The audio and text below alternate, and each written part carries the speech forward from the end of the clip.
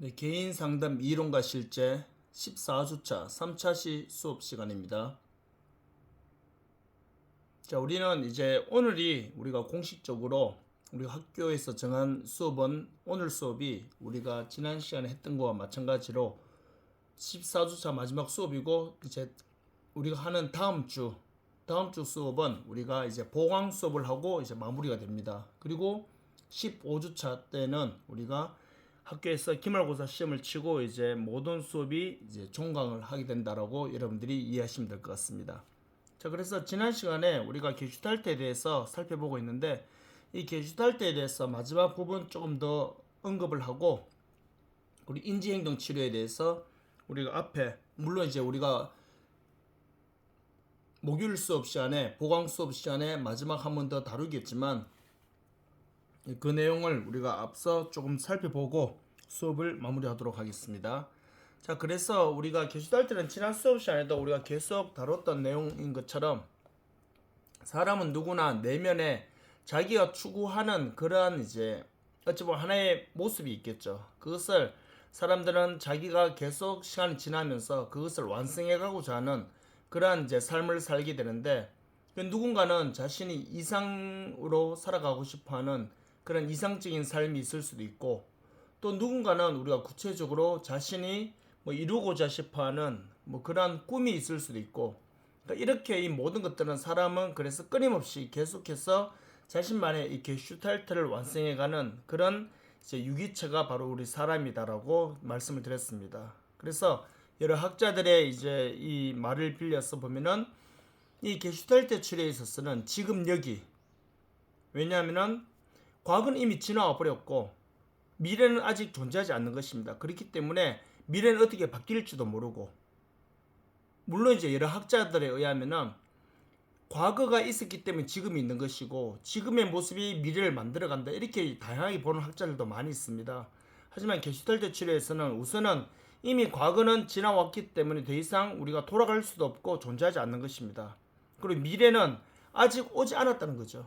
오지 않았기 때문에 아직 존재하는 게 아니다 볼 수 있습니다. 그렇기 때문에 here and now, 지금 여기가 굉장히 강조되는 것이 이 게슈탈트 치료의 가장 큰 핵심이다라고 지난 수업 시간에도 계속 말씀을 드렸습니다. 뭐 그래서 게슈탈트 치료의 인간관을 보면은 첫 번째 1번을 보시면, 인간은 완성을 추구하는 경향이 있는 유기체이다. 결국 2번에 같이 이어서 보면은, 그렇기 때문에 사람은 현재 지금 초점을 두면서 계속 자신만의 게슈탈트를 완성해가는 그런 존재가 바로 누구다? 사람이다라고 그렇게 여러분들이 이해하시면 될 것 같습니다. 자, 그래서 이 인간은 그래서 그런 존재로 살아가는 그 과정 속에서 또 하나의 모습을 만들어가는 그런 존재다라고 보시면 되겠죠. 그리고 뭐 같은 맥락으로 계속 이어지고 있는데 6번에 잠깐 보시면은, 인간은 그래서 이 감각과 사고, 정서, 지각을 충분히 인식할 수 있는 능력을 수여한 존재다. 이것이 바로 뭐냐면은 1번, 인간은 완성을 추구하는 경향이 있는 유기체이기 때문에 저런 6번의 존재가 될 수 있다. 이렇게 여러분들이 좀 포괄적으로 봐주시면 될 것 같습니다. 자, 그런 맥락으로 이해하시면서 이 게슈탈트 치료의 핵심 개념은 뭐 제가 말씀드린 것처럼 우리가 프로이트의 정신 분석 이론 하면은 제일 대표적인 것이 무의식 세계잖아요. 뭐 그렇기 때문에 프로이트의 생애 발달에 대해서 5단계로 구강기부터 뭐 항문기, 난근기, 잠복기, 성기기 이렇게 있는 것처럼, 이 게슈탈트에서는 이 게슈탈트 뜻이 뭔지를 일단 먼저 우리가 내면에 한번 떠올리셔야 됩니다. 그래서 게슈탈트라는 것은 어찌 완전함입니다. 내가 추구하고자 하는 그 본질 그 자체.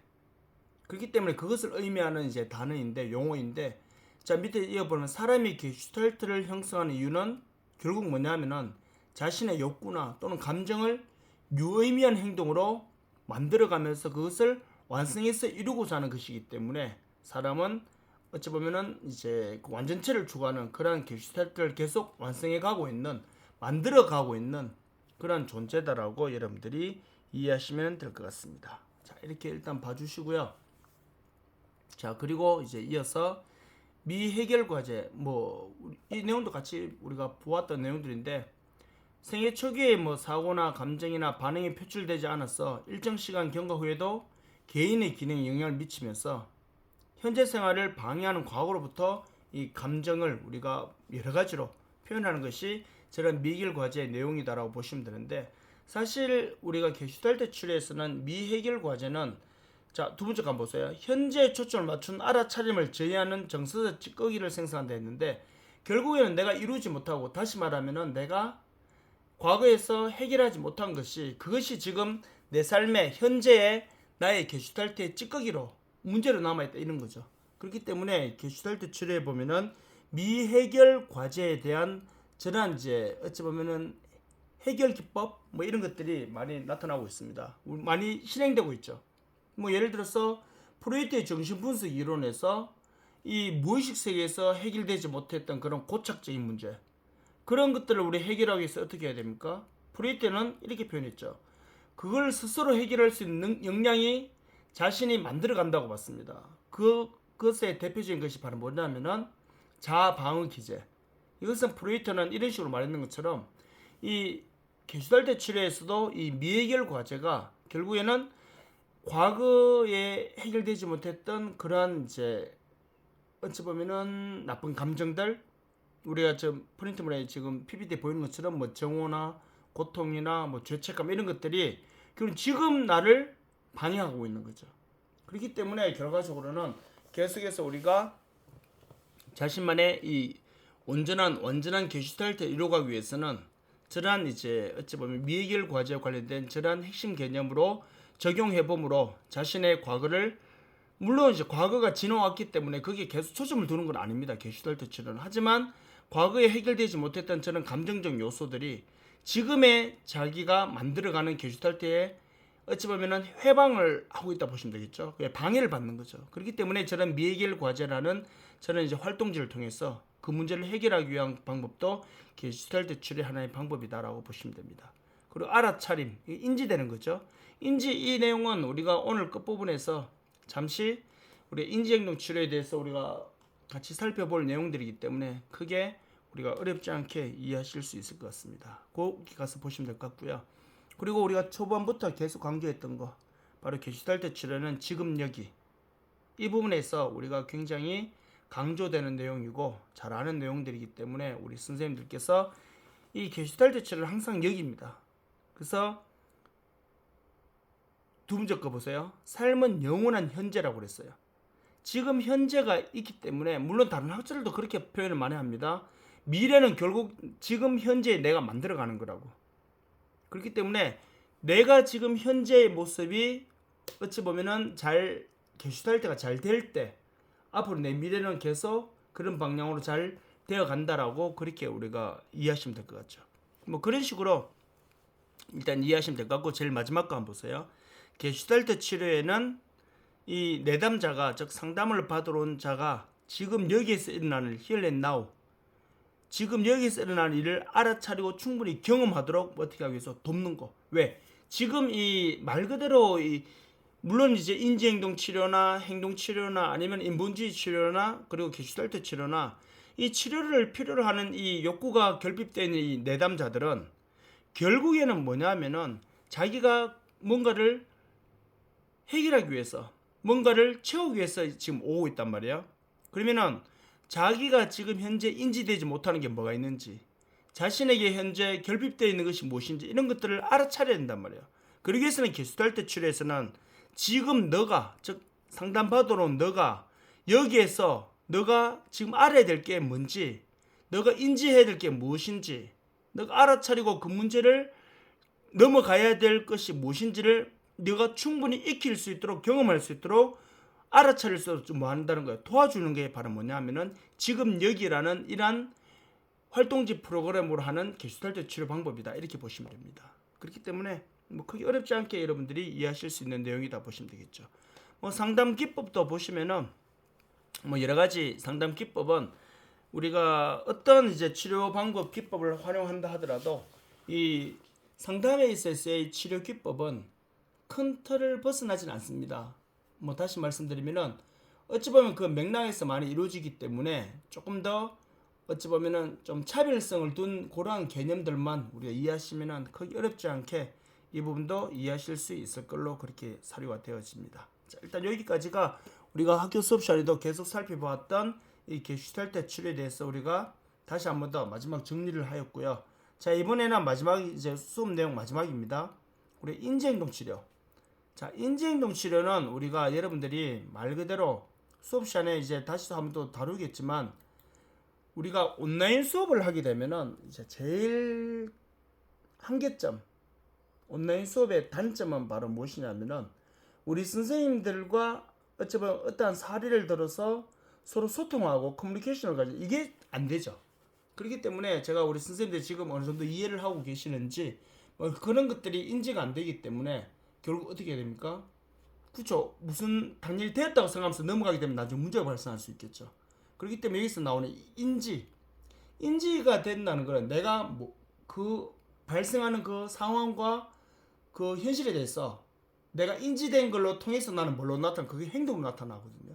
그래서 그에 대한 이제 우리가 이제 문제가 되거나 욕구가 결핍되거나 그런 기타 등등의 문제가 발생했을 때 나타나는 그런 치료 방법 이런 것들이 우리가 이제 인지 행동 치료로 우리가 해석하면서 보게 되는데 가장 대표적인 몇 가지 사례만 보고 우리가 이제 다음 주에 우리가 또 수업을 이제 학교에서 온라인 수업이 아닌 오프라인 수업으로 우리가 15시부터 우리가 17시까지 그 목요일 수업을 하기 때문에 그때 좀 더 중요한 핵심은 다루기로 하고 가장 기본적인 개념 내용만 우리가 지금 온라인 수업에서 한 10여 분 정도 이렇게 소개를 하고 그렇게 해서 마무리하는 시간을 가지도록 하겠습니다.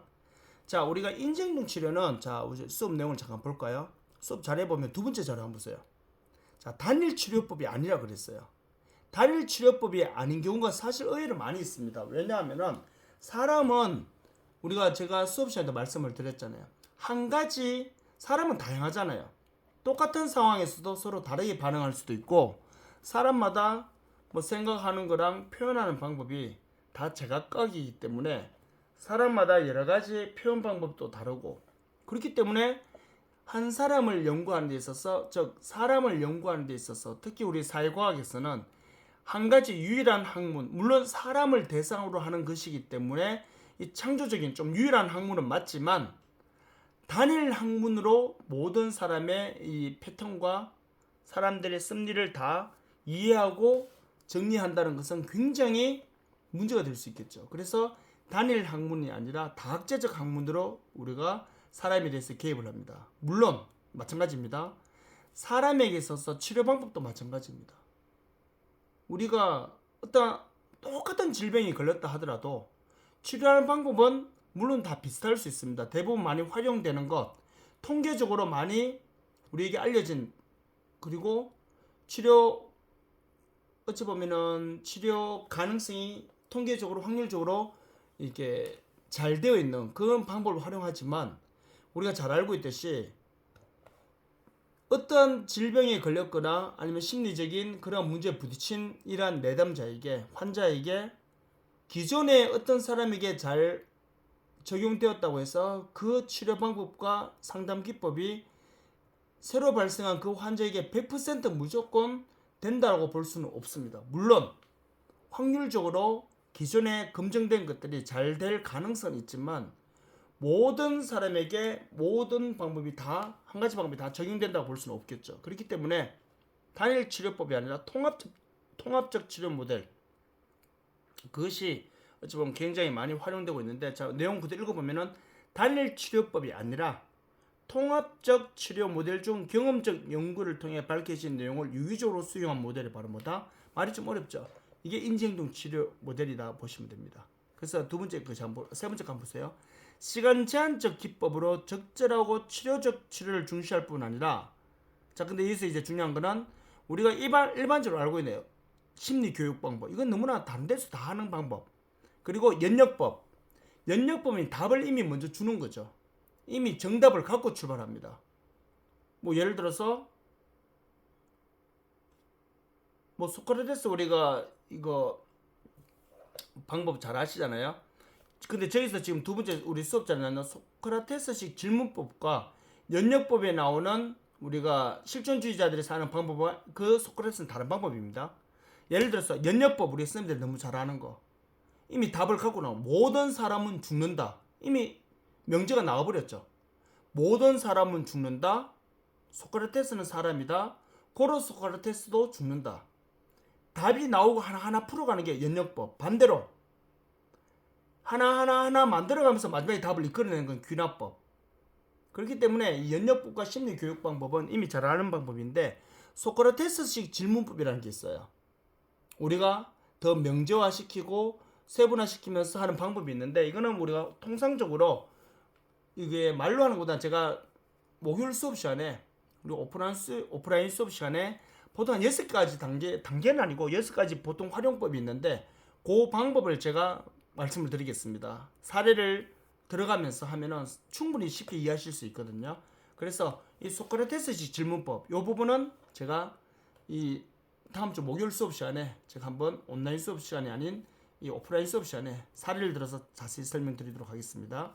자, 그리고 제일 마지막에 보시면은 역사적으로 상담과 심리치료 이론의 주류였던 이론들이 인지행동 치료라는 이름으로 뭐 새롭게 집대성되었다. 뭐 그냥 기본적인 사례니까 그렇게 일단 이해하시면서 자 이제 내용 볼게요. 우리가 합리정서 행동 치료라고 나오는데 물론 이제 무슨 엘버트 앨리스라는 사람이 지금 사진에 나와 있죠. 저 사람이 저 학자가 창시한 내용들인데 자 인지 변화를 통해 정서 행동 변화를 유발하고자 하는 이유 뭐냐면은 자 인지 변화 인지가 뭐냐면은 제가 말씀드렸잖아요. 지난 수업 시간에 한번 말씀드린 것처럼 우리가 지금 하늘에 비행기가 지나면 비행기가 지나간다고 하면서 저 비행기가 낮게 뜨니까 굉장히 커 보이네 이렇게 우리가 알 수 있잖아요. 왜냐하면은 이미 비행기라는 그 사물이 나한테는 인지되어 있다는 거죠. 그리고 우리가 왜 냄비가 이제 이렇게 내용물이 이렇게 찌개가 끓고 있거나 아니면 뚝배기에 이렇게 돌솥이 달궈진 경우에는 우리가 그것을 덥석 잡는 사람은 없어요. 왜냐하면은 저것을 잡으면은 뜨겁다라는 것을 이미 나한테 인지되어 있다는 거죠. 근데 어린아이들은 어떻습니까? 인지가 안 돼 있어요. 그래서 화상도 조심해야 되고 뭐 여러 가지 안전사고도 우리가 많이 발생하잖아요. 아프리카 한 부족이 얘들은 하늘을 날아다니는 것을 본 것은 새나 작은 것은 뭐 나비나 잠자리 이런 것밖에 못 봤어요. 그런데 어느 날 갑자기 그 부족 그 원주민 그 마을 위로 비행기가 처음으로 그쪽으로 하나가 날아갔다 가정해 볼게요. 그럼 그걸 본 사람들은 그 아프리카 원주민들은 뭐라고 표현하냐면은 와 비행기 사람을 태우는 비행기가 여기도 날아갔다 이렇게 표현하는 사람 아무도 없습니다. 비행기를 본 적도 없는 사람들은 와 하늘에 굉음을 내면서 저렇게 큰 새는 처음 본다라고 그렇게 표현을 다 할 것입니다. 왜냐하면 인지가 안 돼 있기 때문에 비행기라는 사물체에 대한 인지가 그것처럼 자 보시면은 자 내용 보세요. 심리적 문제를 잠깐만 죄송합니다. 위에 거부터 볼게요. 엘버트가 창시했는데 인지 변화를 통해서 정서 행동 변화를 유발한다. 즉 인지를 변화를 한다는 건 뭐냐면 내가 모르고 있던 것을 아니면 잘못 인지되어 있는 거. 예를 들어서 여자 선생님은 어릴 때 엄마한테 많은 학대를 당했어요. 그래서 여자 선생님은 항상 매를 들면서 꾸지람을 할 것이다. 그런 게 잘못된 인지잖아요. 뭐 이렇듯이 몰랐던 것을 알게 된다거나 아니면 잘못 인지된 것을 변화를 통해서 사람은 인지된 대로 어떻게 한다 했죠. 아까 앞서 제가 말씀드린 대로 인지된 대로 그것이 자신의 행동으로 나타난단 말이에요. 그런데 이 잘못된 인지를 바꿔준다거나 아직 인지되지 않았던 부분을 올바르게 인지시켜서 그 내담자의 행동을 변화시켜주는 것. 이것이 바로 뭐냐면은 이 인지행동 치료인데 그것을 이제 이 앨리스는 합리정서 행동 치료라고도 그렇게 이제 다양하게 우리 흔히 REBT 그 방식을 통해서 이제 우리에게 그렇게 표현되기도 하는데 자 내용 밑에 두 번째 거 한번 보세요. 심리적 문제를 외부 사건이 아니라 결국 뭡니까? 그렇죠. 인지는 외부가 환경이 하는 게 아니라 내가 하는 거죠. 내가 환경을 내 몸에 내 정신 세계에 인지를 시키는 거잖아요. 그래서 심리적 문제를 외부 사건이 아니라 개인의 잘못된 인식과 자신의 잘못된 그 합리적이지 않은 비합리적 인지로 인해서 나타난 잘못된 걸로 보는 게 바로 뭐냐면 바로 저런 이제 내용이다라고 보시면 될 것 같습니다. 그래서 비합리적 사고가 비합리적 정서를 통해서 비합리적 행동으로 나타남으로 해서 그것이 계속 똑같이 다람쥐 쳇바퀴 돌듯이 악순환되고 있다는 그러한 형태로 이제 이해된다고 보시면 됩니다. 자, 엘버트 앨리스에 대해서는 뭐 우리 합리정서 행동치료는 크게 어렵지 않게 이 부분은 우리가 잘 이해하실 수 있는 부분이고요. 자, 핵심 개념은 당연히 비합리적 신념. 자, 우리 앞서 계속 말씀드리고 있습니다. 보시면은 이 부적절하고 자기 패배적 정서를 일으키는 생각 또는 믿음. 왜냐하면은 우리가 합리적으로 우리가 받아들이지 않고 비합리적인 거는 우리가 뭐 좀 쉽게 이야기하면은 우리가 왜곡되었다 이렇게 표현도 많이 하죠. 조금 원래 정상적으로 똑바로 보면 되는데 우리가 속된 말로 우리가 친구 사이에서나 이렇게 말해. 왜 삐딱하게 보냐고. 왜 그렇게 좀 삐딱하게 생각하냐고. 이런 말 우리가 좀 비속어로 많이 쓰잖아요. 그것처럼 부적절하고 자기 패배적인 잘못된 그러한 이제 생각과 믿음이 결국 자신을 비합리적 신념에 가게끔 만들어 버리죠. 그래서 두 번째 보시면은 순간순간 개인의 정서 반응에 부정적인 영향을 미친 한편 저는 비합리적 신념을 갖고 있으면은 당연히 아까 제가 말씀드렸듯이 비속어로 좀 우리가 뭐 공식으로 쓰긴 좀 애매하지만 좀 우리가 이해를 돕기 위해서는 뭐 삐딱하다 이 말을 우리가 쓰면 이해는 쉽잖아요. 그렇기 때문에 그런 삐딱한 생각을 갖고 있거나 삐딱한 행동을 하게 되면은 올바른 합리적인 행동이 안 되잖아요. 그렇기 때문에 자 이어서 볼게요. 역기능적 사고가 계속해서 개인을 지배하게 하여 정서장애의 원인이 된다는 거. 결국은 한번 잘못 생각하게 되고 그 잘못된 생각이 또 비합리적인 행동을 불러일으키고 또 자기는 그걸 또 비합리적 사고로 또 다시 반복하게 되고 이런 식으로 계속하게 되면 어떻게 될까요? 그렇죠. 자기는 이 기능적인 그러한 행동과 그러한 사고를 갖고 와야 되는데 한마디로 말해서 좀 굽어져 버린 거죠. 올바른 사고가. 그래 되면 어떻게 될까요? 문제가 발생하는 거죠. 그런 저런 이제 장애의 원인이 되는 이유가 바로 저러한 이유로 인해서 나타난다. 그렇게 여러분들이 봐주시면 될 것 같습니다. 그리고 당위주의. 자, 당위주의는 말이 좀 이제 우리가 흔히 쓰는 단어가 아니기 때문에 조금 우리에게 조금 생소하게 들릴 수 있는데 우리가 당위적인 표현을 말해서 뭐뭐 해야 한다. 뭐뭐 하지 않으면 안 된다. 반드시 해야 된다. 이런 당위적인 입장. 그래서 당위주의라는 거는 좀 억압적이다 보시면 되겠죠. 억압적이다 하는 말이 좀 그런가요? 왜 좀 절대적이다. 꼭 그래야 된다. 뭐 이런 의미예요. 그래서 비합리적 사고가 정서장애 원인이 되는 게 바로 뭐냐면은 뭐뭐 해야 된다. 너 이거 안 하면 안 된다. 너 이거 틀리면 안 된다. 이런 식으로 해. 그런 이제 당위적 표현을 사용하는 거. 이것이 이제 어찌 보면은 좀 이제 좀 부정적으로 쓰일 수도 있겠죠. 그래서 사람들은 흔히 두 번째 거 보세요. 자신이 소망 또는 선호하는 것에 대해 뭐뭐 하지 않으면 안 된다. 반드시 뭐뭐 해야 한다는 당위적 신념을 사람은 지닐 수밖에 없는 거죠. 물론 그것이 장단점은 다 있습니다. 이것이 무조건 나쁘다, 맞다 이렇게 우리가 볼 수는 없지만 이 인지행동 치료에서는 우리가 예를 들어서 사람은 거짓말을 하면 안 된다. 이건 당연한 거잖아요. 이건 사람은 거짓말을 해도 되고 안 해도 되고 물론 그랬도 따지면 선의의 거짓말도 있기 때문에 자 그럼 다시요. 사람은 진실을 해야 한다. 이건 당연한 거예요, 아닌 거예요? 사람은 때로는 뭐 진실하지 않아도 된다. 이건 이 말은 아니잖아요, 그렇죠? 그래서 사람은 당연히 진실해야 된다. 사람은 반드시 진실해야 된다. 뭐 이런 신념의 개념을 가지고 있다 이렇게 보시면 되겠죠. 그래서 사람들이 일상에서 정신 건강을 성취 유지하기 어려운 이유는 이 자기 패배적 신념을 내면하여 스스로를 정서적으로 혼란스럽게 만드는 경향이 강하기 때문에 앞서 제가 말씀드렸잖아요. 자기 패배적 신념 스스로가 무너지게 만드는 거 이게 바로 뭐 때문일까요?